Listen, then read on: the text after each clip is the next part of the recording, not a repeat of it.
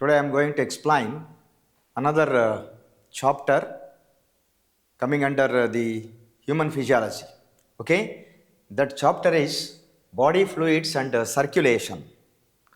Body fluids, mainly there are two important body fluids are there. One is the lymph and another one is the blood. And these two fluids are circulating in our body. Okay, now let us discuss the blood circulation.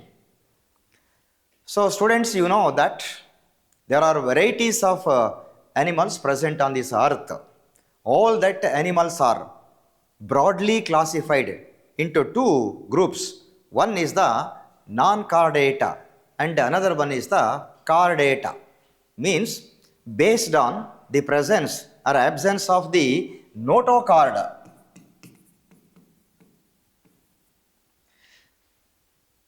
All that animals are broadly classified into two groups. One is the non-chordata, and another one is the chordata, right?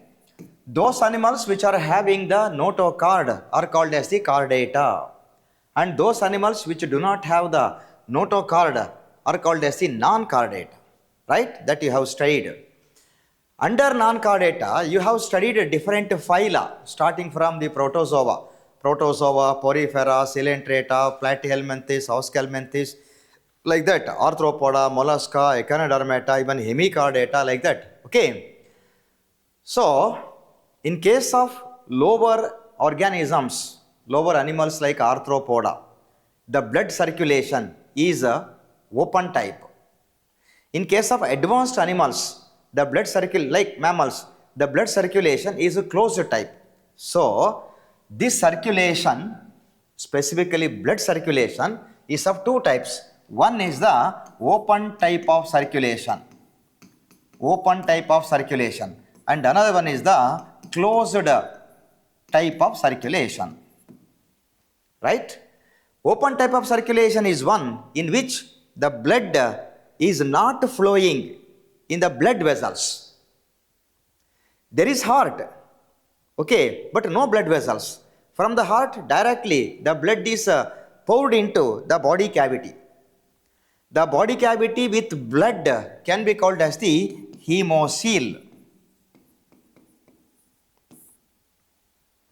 From that hemocoel, blood is entered into the heart through different smaller pores. That's how in such animals, the blood is not flowing in the blood vessels. So, such a type of circulation can be called as the open type of circulation. For example, arthropoda. Arthropoda is one of the phyla under this non-chordata. Right? So, in so many such lower animals, open type of circulation can be seen. Come to the closed type of circulation. Closed type of circulation is one in which the blood is always flowing within the blood vessels and heart. So, such a type of circulation can be seen in higher animals like mammals. Okay, that type of circulation can be called as the closed type of circulation. Right. Come to the circulatory system in man. Circulation in man, circulatory system in man. In case of man, the circulatory system consisting of these different parts. One is the blood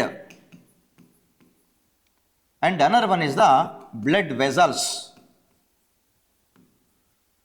and the last one is the heart.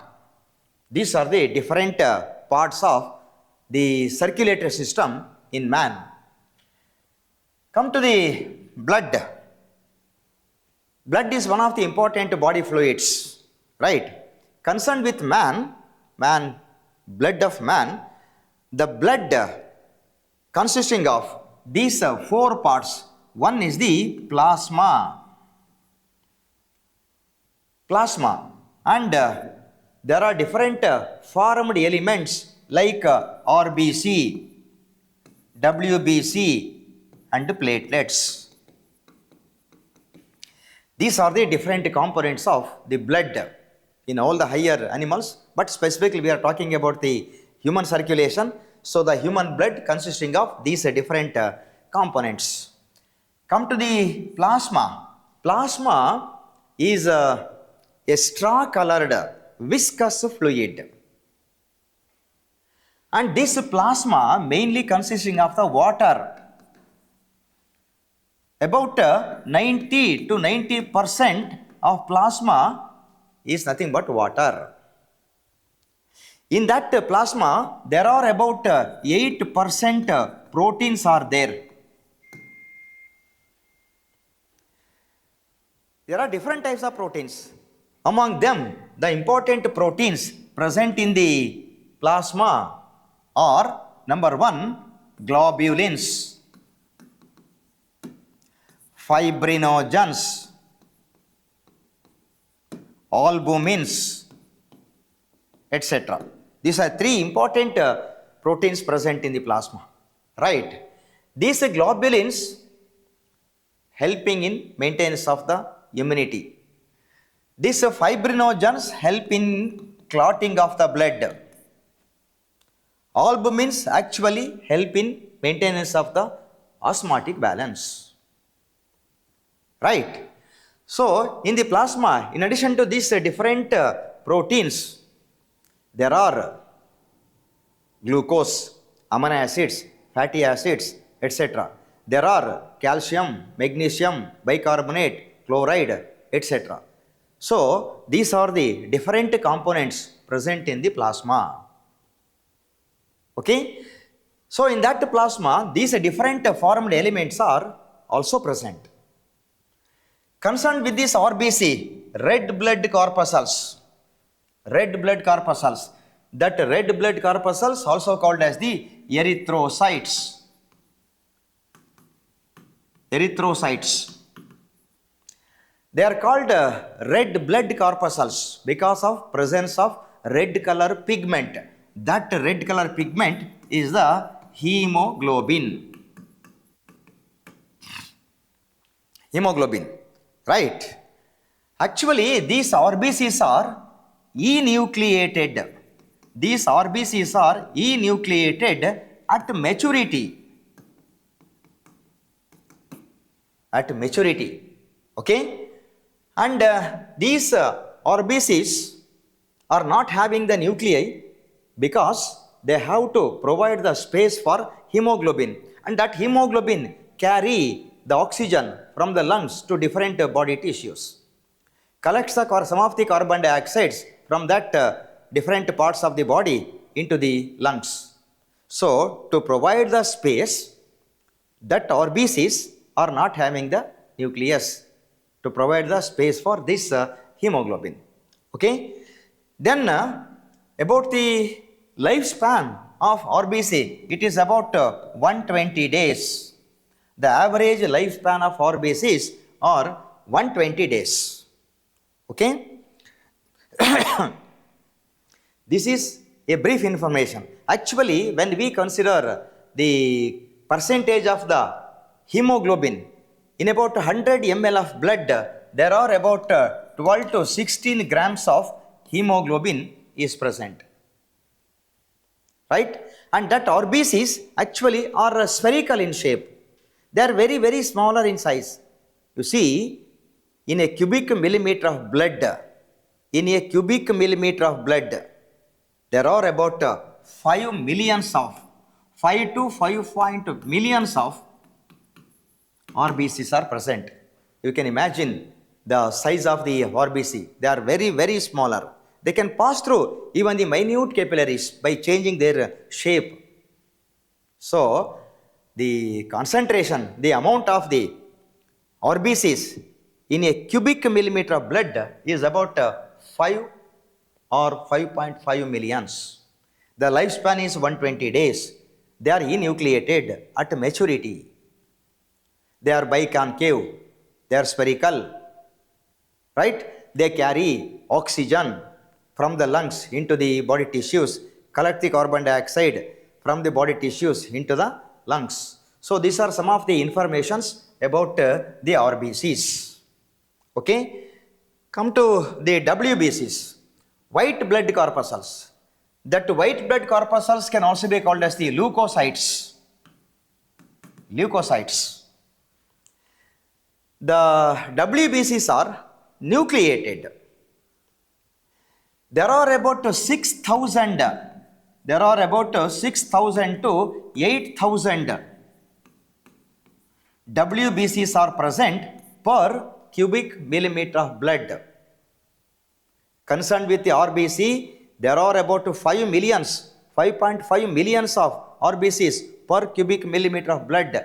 In the same amount, about the number of the WBCs is just 6,000 to 8,000. You can compare, okay? And these WBCs are further classified based on the presence or absence of granules. So, based on the presence or absence of the granules, these WBCs are classified into two types. One is the granulocytes, and another one is the agranulocytes. Those WBCs which are having the granules are called as the granulocytes.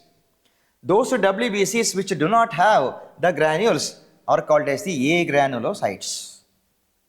For example, this is a granulocyte. This is a granulocyte. This is a granulocyte and this is a agranulocyte. This is granulocyte, this is granulocyte, this is agranulocyte. Right? Again, these granulocytes are further classified into three types. Okay, they are the neutrophils. Second one is the eosinophils. Okay, and basophils. So, granulocytes are of three kinds. They are neutrophils, eosinophils, and basophils. Right? Like that, these agranulocytes are also further classified into two types. One is the monocytes, and second one is the lymphocytes. So, both the monocytes and lymphocytes are the agranulocytes. These three are the granulocytes. Out of these 5 different types of WBCs, the abundant amount of WBCs are these neutrophils. About around 60%, 60 to 65% of WBCs are eosinophils. The least number of WBCs present in the blood is the basophils. Right? Usually, these neutrophils and these monocytes are defensive in function. Concerned with the lymphocytes, again there are two kinds. One is the B lymphocytes and another one is the T lymphocytes. B lymphocytes and T lymphocytes, bone marrow lymphocytes, thymus lymphocytes. They help in maintenance of the immunity. Okay, so this is the brief information about the WBCs, or you can say leukocytes. Then another formed element, it is the, which one? Please tell me, which one? Platelets. They are the smaller plate-like structures. Actually, these smaller plate-like formed elements are formed due to the breaking down of the larger cell. It is the megakaryocyte. Megakaryocyte. So, due to breaking down of this megakaryocyte, smaller plate-like structures are produced. They are the platelets. Right? The lifespan of these platelets is about few months. Then, regarding the concentration of the platelets, there are about 2 lakhs to 2.5 lakhs. It may be differed from person to person sometimes. 2 to 2.5 lakhs of platelets are present in each cubic millimeter of blood. And you know, these platelets help in clotting of the blood. Okay, clotting of the blood process is different. I will tell you that later. So these are the different components of the blood. Then come to the blood group concept. Blood group. In case of man, there are 4 blood groups. That 4 blood groups are: number 1, A blood group; number 2, B blood group; number 3, AB blood group; and last one is the O blood group. Okay, so there are 4 types of blood groups present in man, right? And these blood groups are made, that blood is made into a specific group based on the presence of a type of protein present on the RBC membrane, plasma membrane of the RBC. And that protein is the antigens. So remember that there are 4 blood groups in man, and blood is grouped into different groups based on the presence of type of proteins called as the antigens, and that antigens are present on the RBC membrane, plasma membrane of the RBC, right? Again, there are 2 types of antigens, antigen A and antigen B. Those persons in which that RBC having the A antigen can be called as the A blood group. So he is called A blood group because in the RBC membrane of this man, that plasma membrane containing this A antigens. So the person with the A antigen can be called as the A blood group. Like that, in some persons, B antigens are present on the RBC membrane. So then that blood group is called as the B blood group. So he is called B blood group because of presence of B antigens on his RBC membrane. Right. In some cases, both the A and B antigens are present on the same RBC membrane in some persons. So that blood group or that man is called as the AB blood group. So he is called AB blood group because of presence of both the A antigen and B antigen. Right?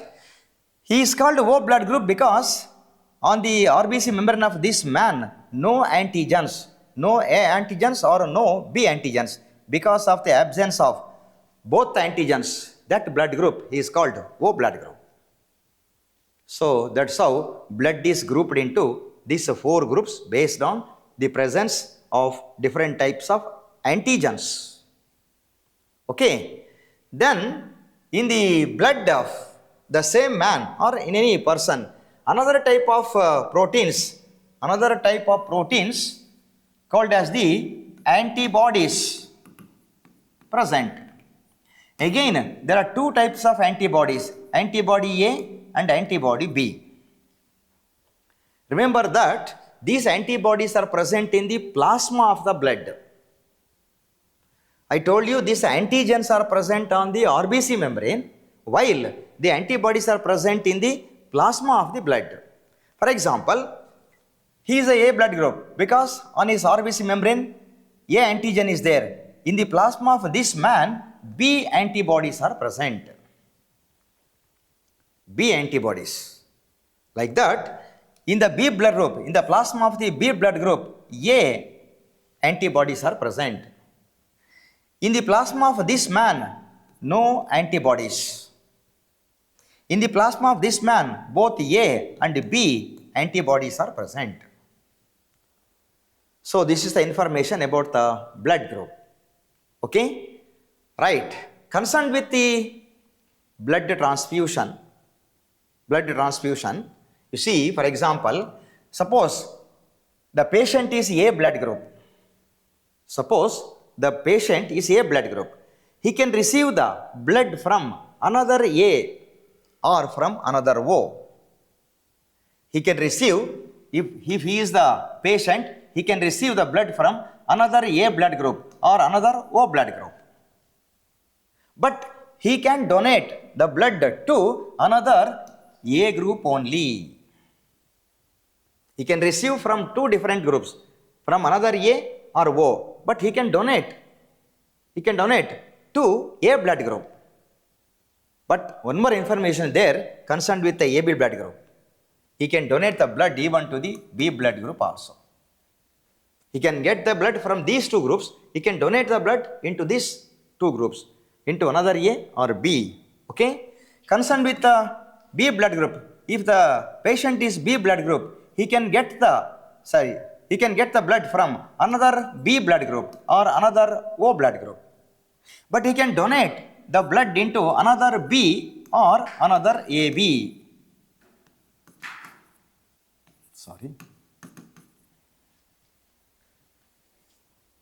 He can donate the blood another A or another AB. If I told B, it is wrong. Please make it correct. Okay? So this man can donate the blood into another A or AB. Can get the blood from A or O. Like that, if the patient is B, he can get the blood from another B or another O, but can donate the blood into another B or AB. Right? If the patient is AB blood group, he can receive the blood from any other groups, from another A, from another B, or from another AB or O. He can receive the blood from any group.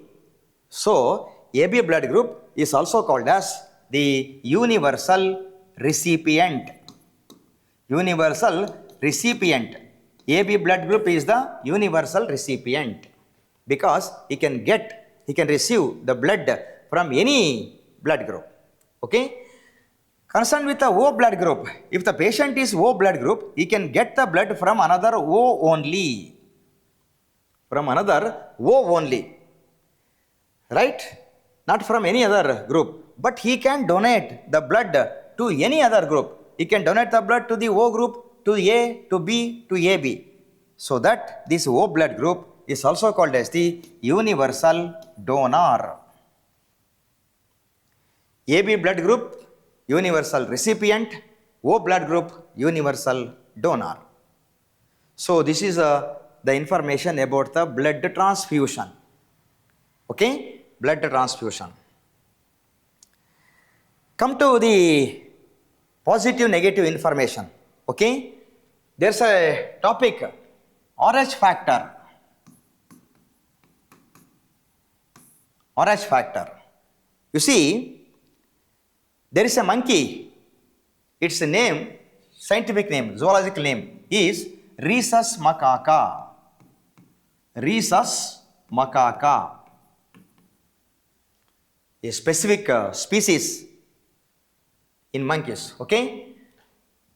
In this Rhesus macaca, in the blood, in the RBC of the blood, there is a protein. That protein is called as the RH factor. So RH factor is actually an antigen. That RH factor, that RH antigen present on the RBC membrane of this particular monkeys.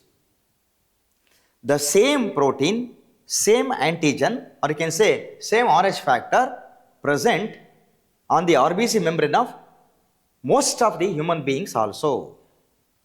Most of the human beings also. So that those human beings having the RH factor can be called as the RH positive. Those persons who are having the RH factor can be called as the RH positive. For example, A blood group man. If this man having the RH factor also, then he is called A positive. If this man is not having this RH factor, he is called RH negative. So, like that we can see A positive, B positive, AB positive, O positive. Like that A negative, B negative, AB negative and O negative. Right? This is information about the RH factor. RH factor is nothing but an antigen, and that protein is present on the RBC membrane of that Rhesus macaca. The same protein, same antigen present in the human beings also. So those persons having that Rh factor can be called as Rh positive. Otherwise, if there is no Rh factor, he is called as Rh negative. Group is as usual. Okay. There's a term, erythroblastosis fetalis. Erythroblastosis fetalis. Erythroblastosis fetalis. What is that? Erythroblastosis fetalis. You see, the death of the fetus. Fetalis means fetus, developing embryo in the womb of the mother. Fetus. Death of the fetus due to the heavy destructions of RBCs. Due to heavy destructions of RBCs, specifically matured RBCs, can be called as erythroblastosis fetalis. Erythroblastosis. It is the destructions of the matured RBCs in the fetus. Okay, that leads into death of that fetus. So, the death of the fetus due to the heavy destructions of the matured RBCs in that blood can be called as the erythroblastosis fetalis.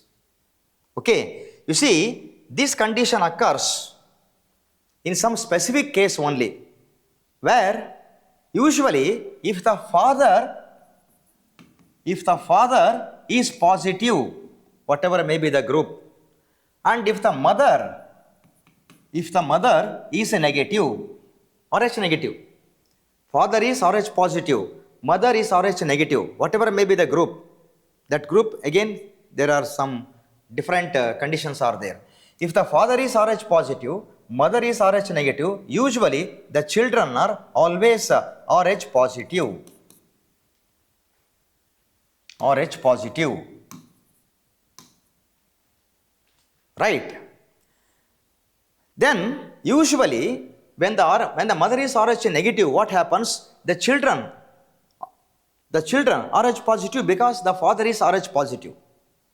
In some cases what happens, for example during the first pregnancy, there are chances of exchange of the blood cells between the developing embryo and the uterus of the mother, blood of the mother, you can say, through the placenta. Placenta is an organic barrier present between the developing embryo and the uterus of the mother. Through that placenta, all the necessary materials are transported from the blood of the mother into the developing embryo. At the same time, all kinds of excretory materials, waste materials which are produced in the body of the developing embryo will be transported back to the blood of the mother through that placenta only. So that placenta acts as the bridge. It's an organic barrier. It's a bridge between the developing embryo and the uterus of the mother. Here what happens during first pregnancy, as I told you, there are chances of escaping of the Rh positive blood from the developing embryo into the blood of the mother. Right. When this Rh positive blood enters into the blood of the mother, this Rh positive antigen stimulate the WBs of the mother to produce Rh antibodies. Remember that, Rh antibodies. Actually, these Rh antigens are not having Rh antibodies naturally, as in case of A antigen and B antigen. A antigen having A antibody but in different person. B antigen having B antibody in different person. And that antibodies are developed by birth, while these Rh antibodies are not produced by birth in any blood group. It is developed when there is Rh antigen enters into that blood. This Rh antigen, when it is entered into the blood of the mother, it stimulates the WBC of the mother to produce the Rh antibodies. To produce sufficient amount of Rh antibodies, it takes some months. By that time, the in the first pregnancy, that baby will be escaped out of danger. There will be a normal delivery. So the first baby is unaffected. But in the successive pregnancies, what happens? There are chances of escaping of the Rh antibodies from the blood of the mother into the developing embryo. And there is the agglutination reaction between the Rh antibody from the mother, Rh antigen, which is already present because the father is Rh positive. So there is the interaction, there is the agglutination reaction between the Rh antibody and Rh antigens. Because of that agglutination reaction, there is the heavy destructions of the RBCs. That leads into death of that fetus. Death of that fetus due to the Rh, due to the interaction, due to the agglutination reaction between the Rh antibodies of the mother and Rh antigens of the embryo. It is called erythroblastosis fetalis. Okay, so this is a brief information about the Rh antigens, of course, about Rh antibodies. Okay, right. So this is the brief information about the blood, about the components of the blood, and the lifespan of different components, blood group, blood transfusion, and the Rh factor. Okay. Now let us study the structure of the heart. Actually, in case of man, the circulatory system consisting of the heart, blood vessels, and blood. Right? So we discussed about the blood. Concerned with the blood vessels, they are called blood vessels because they carry the blood. Right? Blood vessels are of different kinds, like arteries, veins, and capillaries. Blood vessels are of three kinds: arteries, veins, and capillaries. Those blood vessels which carry the blood from the heart to outside means to any part of the body, okay, from the heart. That blood vessels, such blood vessels are called arteries. Right? I hope you have understood. Arteries means the blood vessels which carry the blood from the heart to outside, means to any part of the body. Arteries.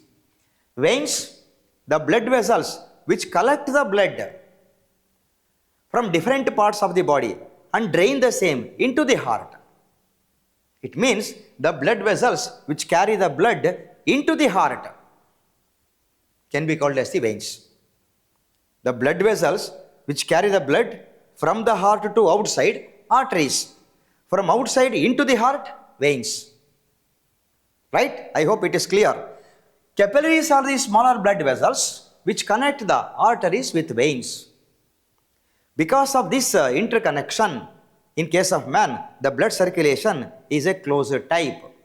The blood is always flowing within the blood vessels and heart. From the heart, it is pumped out into different parts of the body through these arteries. The same blood is collected from different parts of the body through these veins, coming back to the heart. That's how blood is always flowing within the blood vessels and heart. Such a type of circulation can be called as closed type of circulation. So in case of man, it is closed type. Right? Yes. Come to the structure of the heart. In case of man, there is a four-chambered heart, and the heart is located in the thoracic cage. Yesterday I told about the empty space present between two lungs. The empty space present between two lungs is called the diasternum. Diasternum. For example, you see, this is trachea concerned with the respiratory system. These are the branches of the trachea. These two are the primary bronchi. Here is a lung. Here is another lung. This is the empty space. It is called as the diasternum. In this diasternum, that heart is located like this. It is slightly towards the left. Okay. So this is the heart. It is located in the diasternum. Right. So as I told you, in case of man, the heart is a four-chambered. 2 auricles and 2 ventricles. For example, I will draw the rough sketch only. Remember that? Okay, because of the lack of time.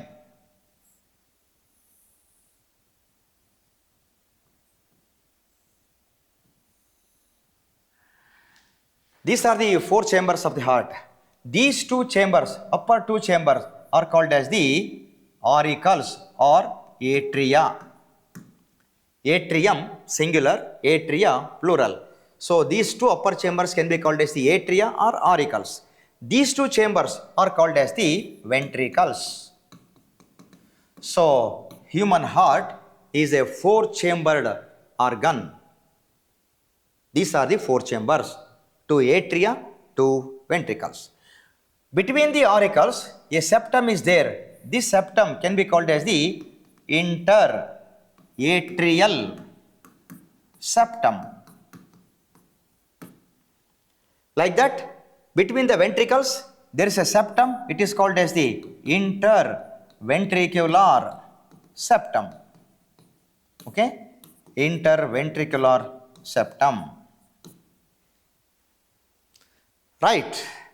You see, between the auricle and ventricle, there is an opening. For example, this is an opening. This is an opening. This opening can be called as auriculo-ventricular aperture, or you can say atrio-ventricular aperture. So this is one. Actually this is the left side of the heart when we take this section. This is the right side of the heart. So we can say this is the left atrium. This is the right atrium, right ventricle, left ventricle. Thus there are 4 chambers. Okay. You see, this auriculo-ventricular aperture is guarded by, in the left side, guarded by a valve. That valve is called as the bicuspid valve. It is also called as the mitral valve. You see, this is the bicuspid valve. Like that, another valve is present here. It is called as the tricuspid valve.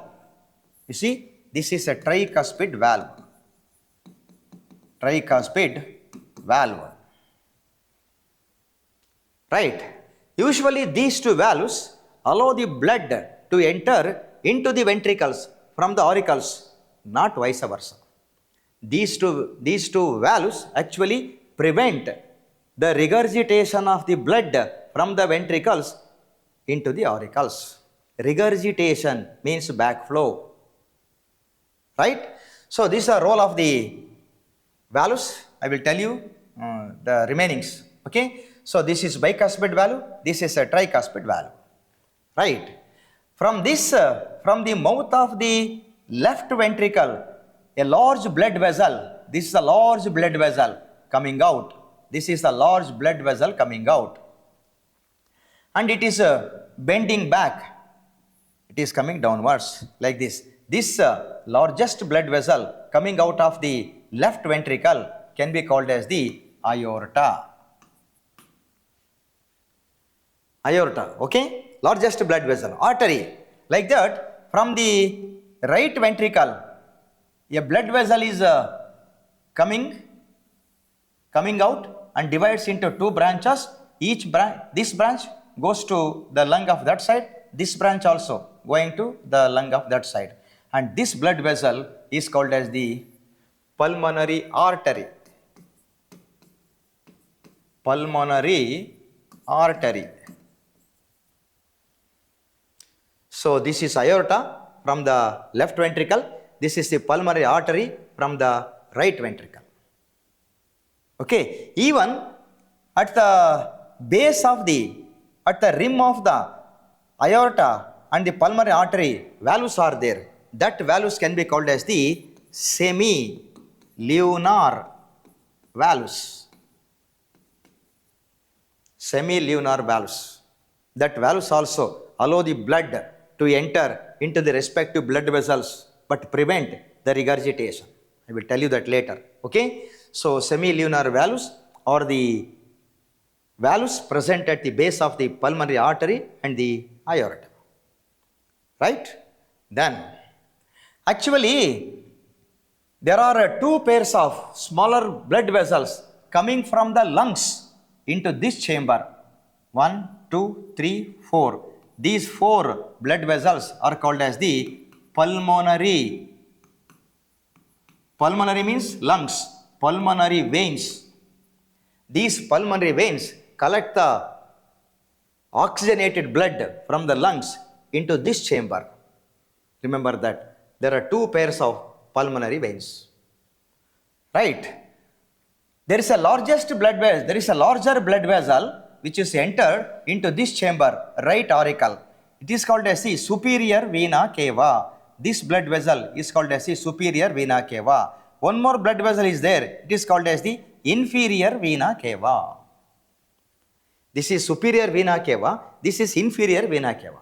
They have the branches throughout the body. And these two, superior vena cava and inferior vena cava, collect the blood from different parts of the body, drain the same into this right auricle. For example, this superior vena cava collects the blood from upper part of the body, drain the same into this chamber. This inferior vena cava collects the blood from lower parts of the body, drain the same into this chamber, into the same chamber. So this is superior vena cava, this is inferior vena cava. Right? Ultimately, this entire, yesterday also I told, this entire, the heart is covered over by the covering. This is a covering of the heart, for example. Okay? I told you, I am drawing the rough sketch only. This is the covering. The covering of the heart is called pericardium. Pericardium. Covering of the heart. Okay? Pericardium. This is the structure of human heart. The question will be asked, draw the section of the human heart. Okay? You have to draw this figure, or you can write, you can draw the figure present in the textbook also. And this one also you can draw. So this is the information about the human heart. Right? Come to the function of the heart. Function of the heart. You see, the heart contracting, relaxing rhythmically. The contraction of the heart is called systole. Contraction of the heart is called systole. The relaxation of the heart can be called as the diastole. Systole, diastole. Contraction of the heart is called systole. Relaxation of the heart can be called as the diastole. Okay. Actually, human heart is also called as a double pumping organ. Double pumping organ. Human heart is also called as a double pumping organ because it pumps 2 types of blood without mixing anywhere. It pumps 2 types of blood. So, there are 2 types of circulation in man. That 2 types of circulations are, number 1, systemic circulation. Systemic circulation. And one more is the pulmonary circulation. Systemic circulation, pulmonary circulation. The circulation of the oxygenated blood, circulation of the oxygenated blood, blood with more oxygen, okay, is called systemic circulation. Circulation of the blood with more carbon dioxide can be called as the pulmonary circulation. So this systemic circulation or pulmonary circulation, both of them do not mix, do not combine anywhere in the chamber, in the body. Hence, this heart, human heart, pumping two types of blood because of presence of two types of circulation. That's why it is called double pumping organ. It pumps two types of blood. One is the oxygenated blood and another one is the deoxygenated blood. Blood with more carbon dioxide. Okay. So let us discuss about the systemic circulation and pulmonary circulation. Okay. I told you systemic circulation is nothing but it is a circulation of the oxygenated blood. You know that blood becomes oxygenated in the lungs only. In the lungs only.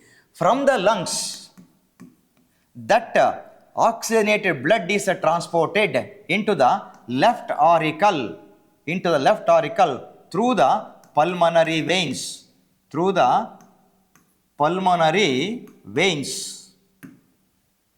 From the left auricle, it is transported into left ventricle.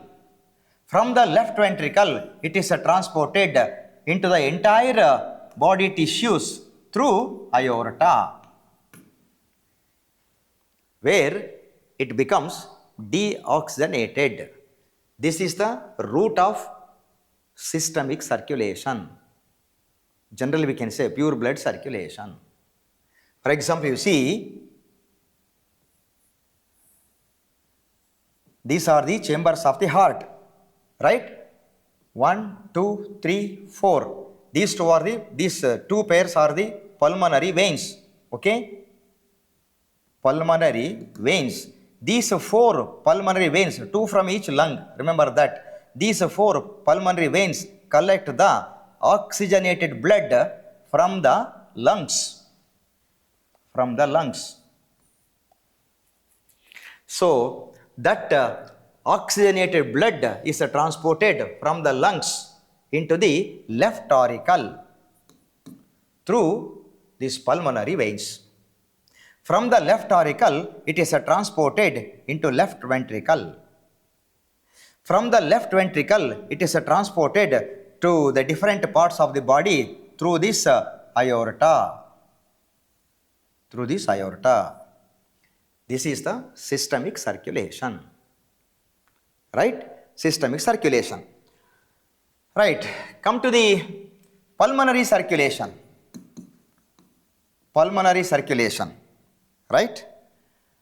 You see, in the body tissues, blood becomes deoxygenated. It means the O2 present in the blood will be diffused into body tissues. And the carbon dioxide present there will be diffused, present in the body tissues, will be diffused into the blood. Now, the blood becomes deoxygenated.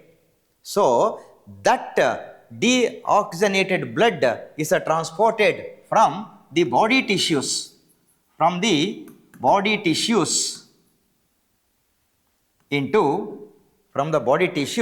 into the right auricle through the superior vena cava and inferior vena cava.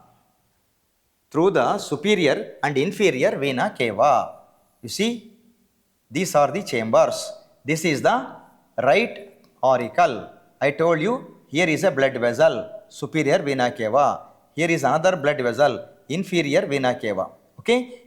These two larger blood vessels having the branches. So, these two blood vessels collect the impure blood, or you can say deoxygenated blood from different parts of the body and drain the same into this chamber.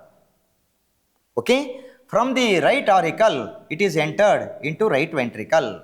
From the right ventricle, it is transported into the lungs through the pulmonary artery.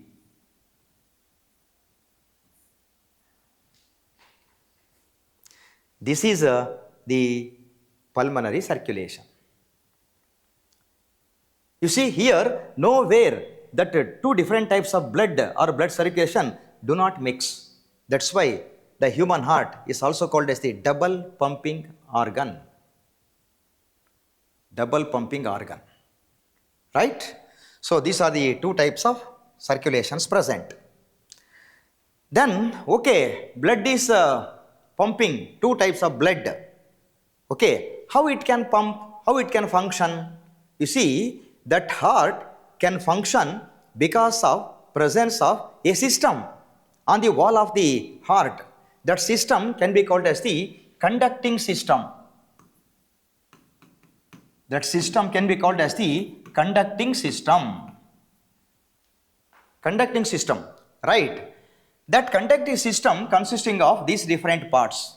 For example, SAN, sinoatrial node. AVN, bundle of His. Bundle of His, H capital, scientist name. And Purkinje fibers. Purkinje fibers. These are the parts of the conducting system. And these different parts present on the wall of the heart. For example, if this is the heart, consider that this is the left auricle, this is the right auricle, right ventricle, left ventricle, right? SAN, sinoatrial node.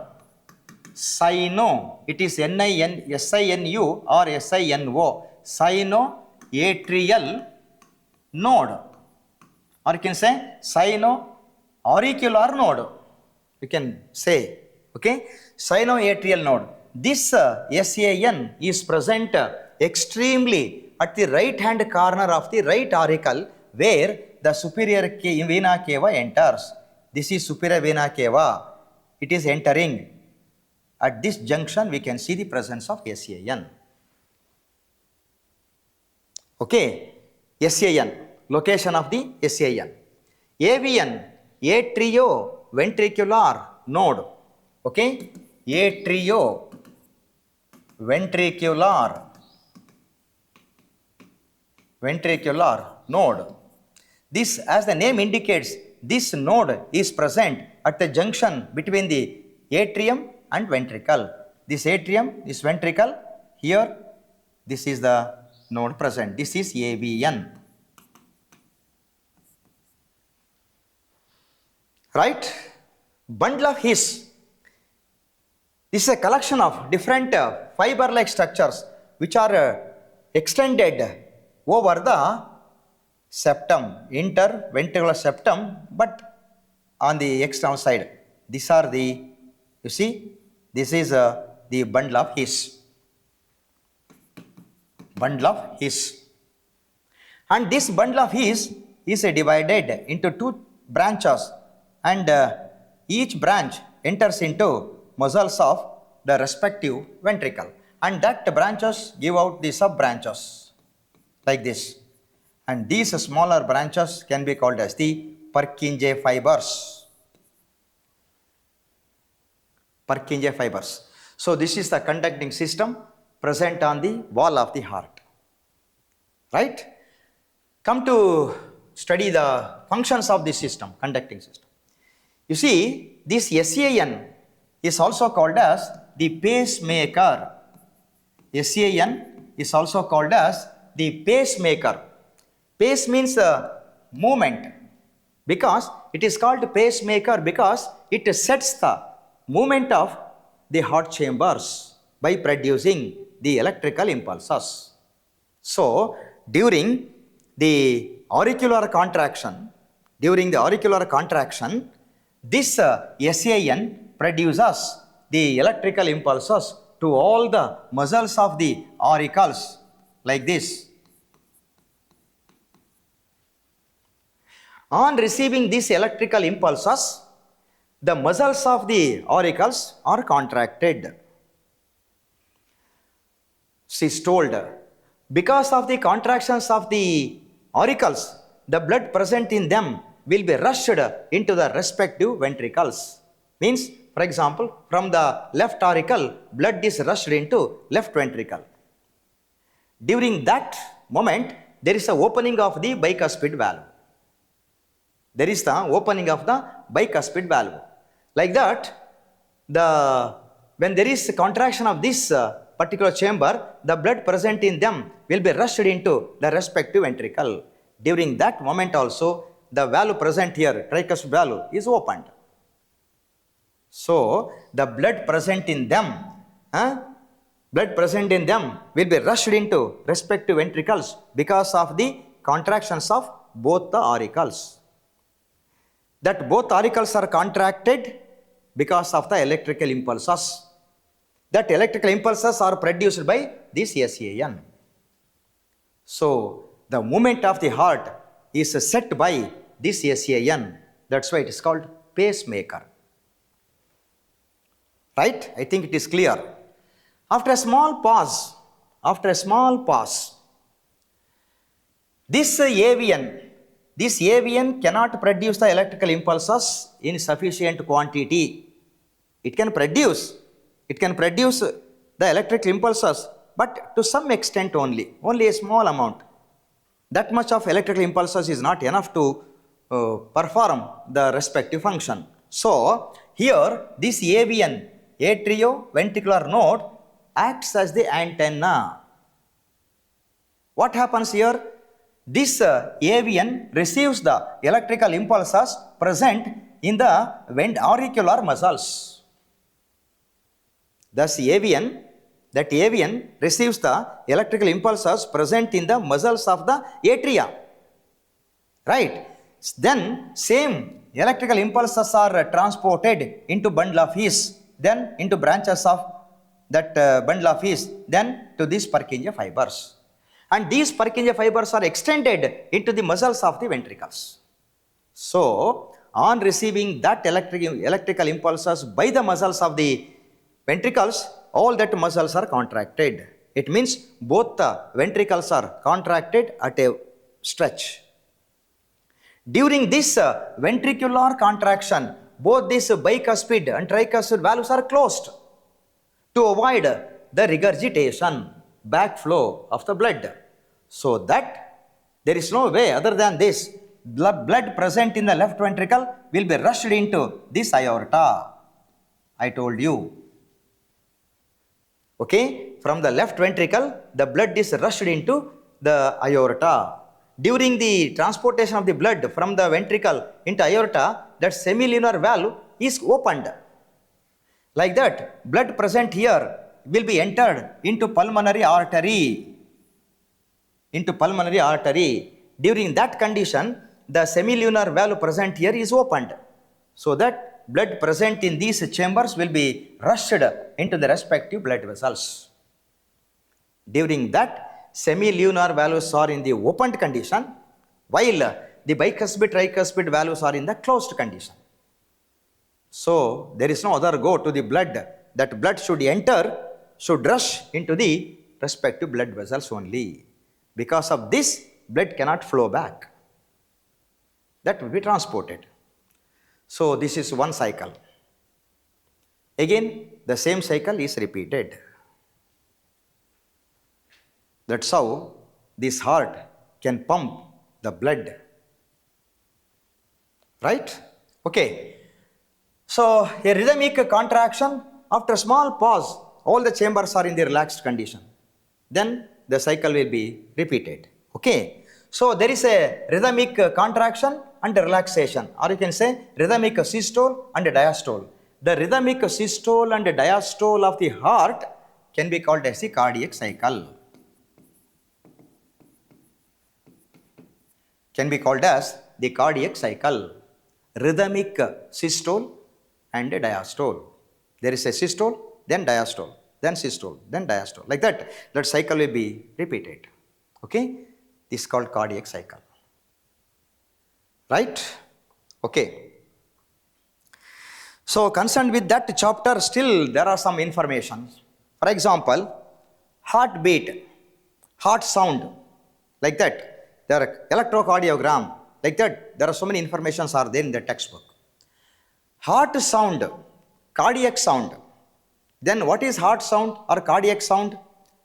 The sound produced by the heart is called heart sound or cardiac sound. Okay, the sound which is produced, okay, which is produced by the heart can be called as a heart sound.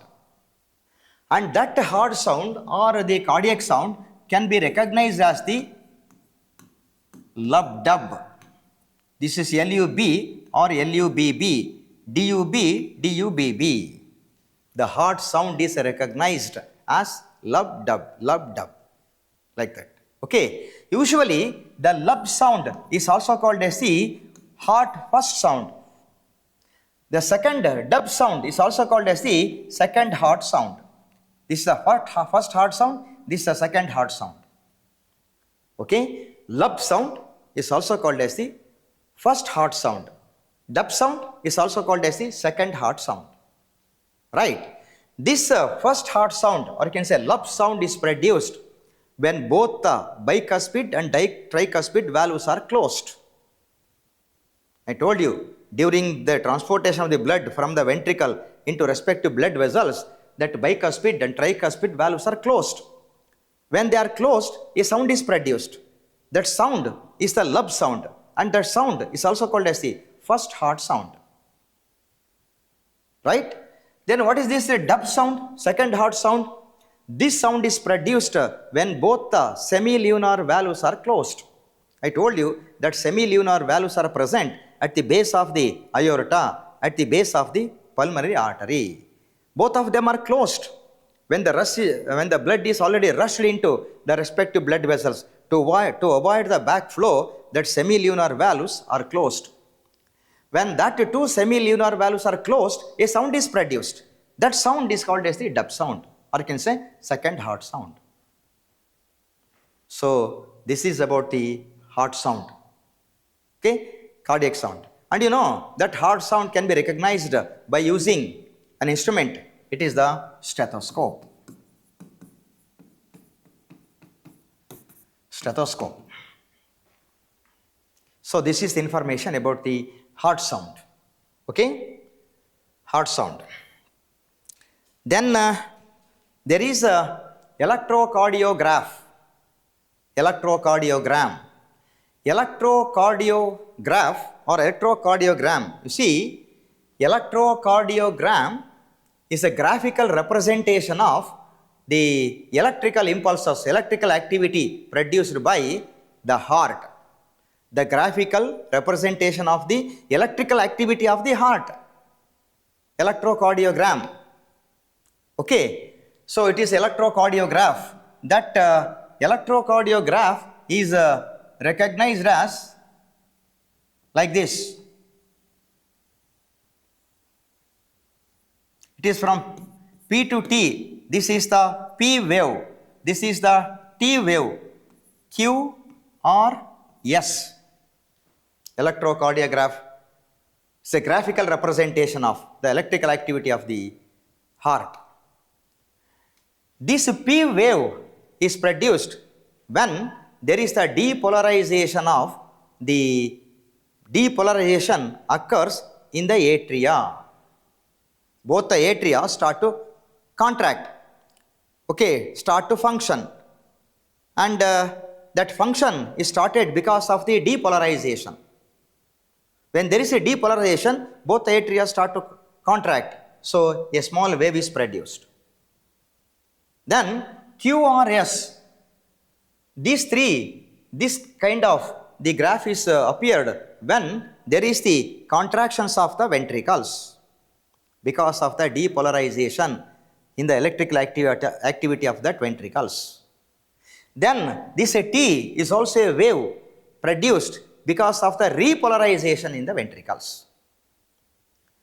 P wave is produced because of the depolarization in the atria. QRS, it's also depolarization of the electrical impulses, electrical activity in the ventricles. T is the repolarization of the ventricles. Okay, so this is a brief information about the electrocardiograph and electrocardiogram. That we will study that in detail later. Okay. Then concerned with that chapter, there are so many disorders are there. There are so many disorders are there. And concerned with that, now I am going to explain the information about the blood pressure. Blood pressure. What is blood pressure actually? Blood pressure, as the name indicates, it is the pressure exerted, applied. It's a pressure exerted by the blood on the wall of the blood vessels, particularly on the wall of the arteries, can be called as the blood pressure. Okay? On the wall of the arteries. This is blood pressure. The pressure exerted by the blood. Blood applied the pressure. Okay? So, the pressure applied the blood on the wall of the blood vessels, particularly on the wall of the arteries, can be called as the blood pressure. And that blood pressure is of two types. One is the systolic blood pressure. Another one is the diastolic blood pressure. Then what is a systolic blood pressure? It is the pressure exerted by the blood on the wall of the arteries when both the ventricles are completely systoled. When both the ventricles are completely contracted. This is called systolic blood pressure. The pressure exerted by the blood on the wall of the arteries when both the ventricles are completely contracted, systoled. Okay? Is called systolic blood pressure. SBP. Systolic blood pressure. In a normal healthy person, it is about 140 millimeter of mercury. 140 millimeter of mercury.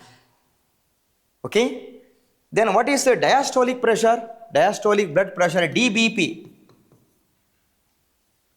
DBP.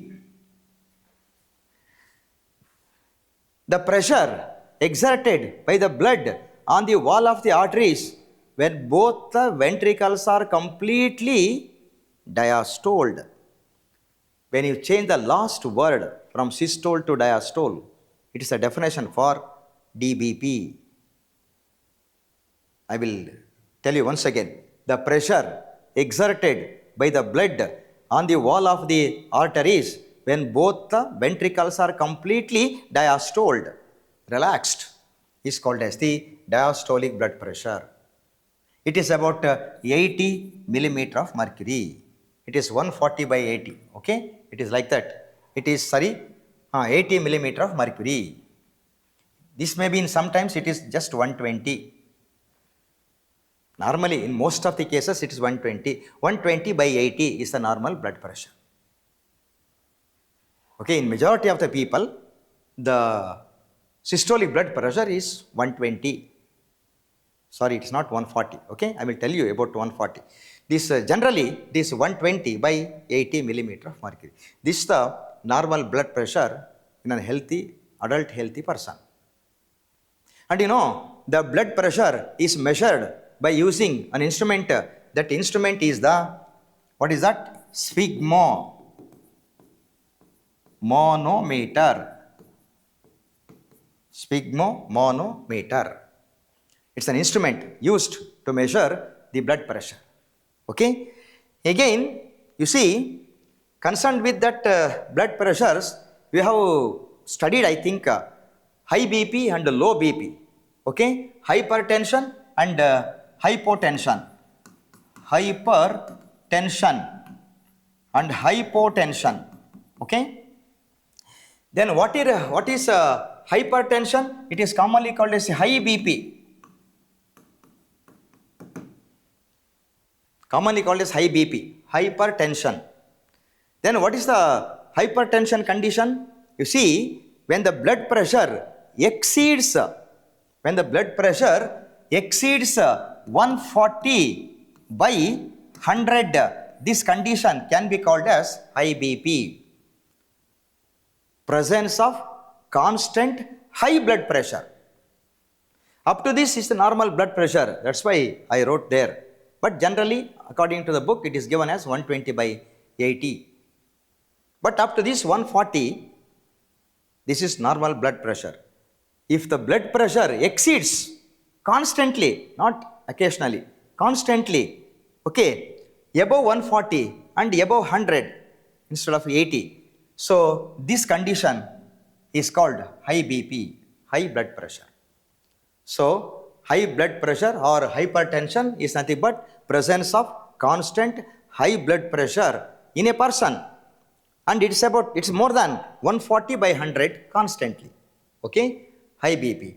Hypotension commonly called as the low BP. Low BP. When the BP is 100 by 50, below 100 by 50, that can be called as the low BP. Presence of low blood pressure constantly. Remember that. Presence of low blood pressure constantly. Constantly means it is below 100 by 50. That condition can be called as the low BP. So this is the information about the blood pressure, about the hypertension and hypotension, and the pressures, normal, high and low blood pressures. Okay, and the instrument used to measure the blood pressure. This is the sphygmomanometer. Right. Then actually you know that heart is made of, entire heart is made of muscles. The muscles present in the wall of the heart can be called as the cardiac muscles.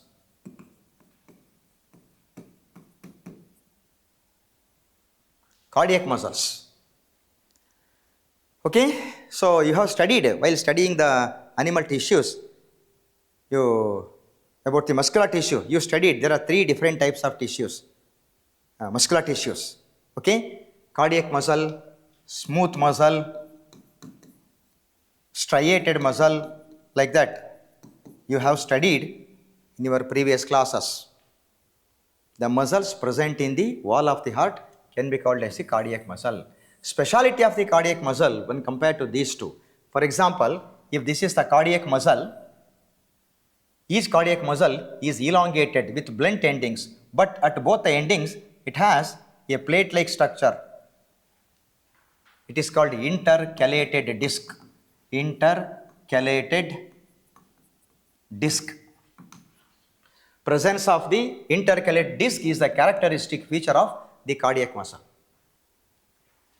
One more, the speciality of the cardiac muscle. Usually the cardiac muscles are branched like this. So presence of the branching nature and presence of the intercalated disc are the two interesting or the special features that can be seen in the cardiac muscles only, not in these two. Okay, this is the information about the cardiac muscles, right? So I hope all of you have understood this completely. In spite of that, if you have any doubt, you can ask me directly or over the phone. Okay, so after observing this class, you can answer to so many questions concerned with this. For example, draw the neat label diagram of the section of the heart, explain the systemic circulation, and one more, pulmonary circulation. What is explain the functions of the heart, what is conducting system, mention these parts, like that, and what are the different components of the blood. You can write the answers to such questions. Okay, thank you. All this time I've been holding on so tight, 'cause so that I